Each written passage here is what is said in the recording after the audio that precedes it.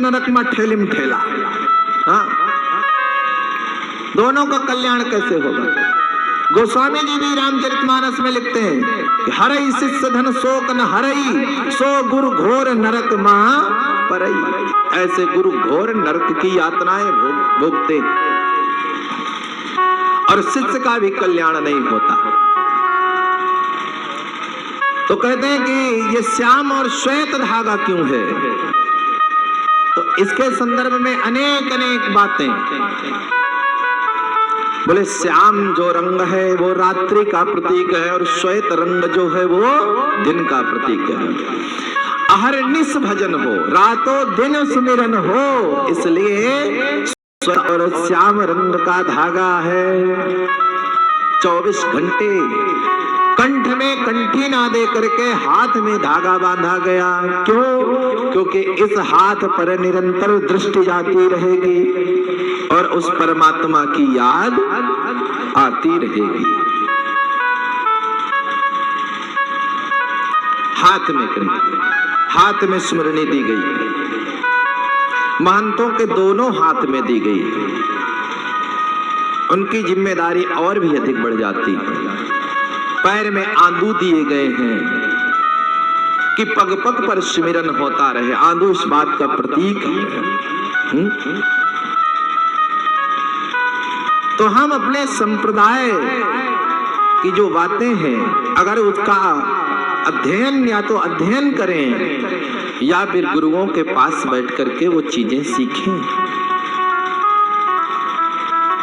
तो सतनामी होने का यही अर्थ है।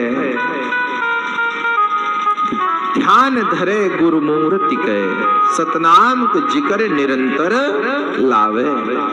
श्वास प्रश्वास उस नाम का स्मरण करे।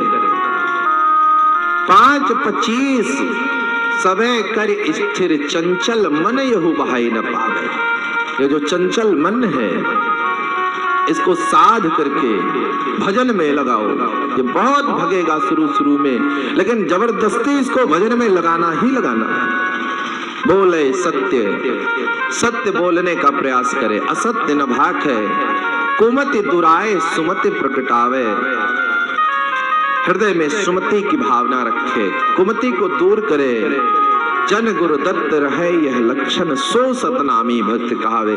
जिसके अंदर ये लक्षण पाए जाते हैं वो सतनामी भक्त कहलाता है। सतनामी बनना इतना आसान नहीं है। जो धागा बांधे सतनामी हो गए। भगवान का भजन करना चाहिए, गुरुदेव के चरणों का ध्यान करना चाहिए। जिसके अंदर वो परम ज्योति प्रकाशित है, जिसको अपने आत्म स्वरूप का बोध हो गया है, वो सदगुरु है। तो सदगुरु के चरण का ध्यान करें। वही शिव है, वो शिव स्वरूप ही सदगुरु है।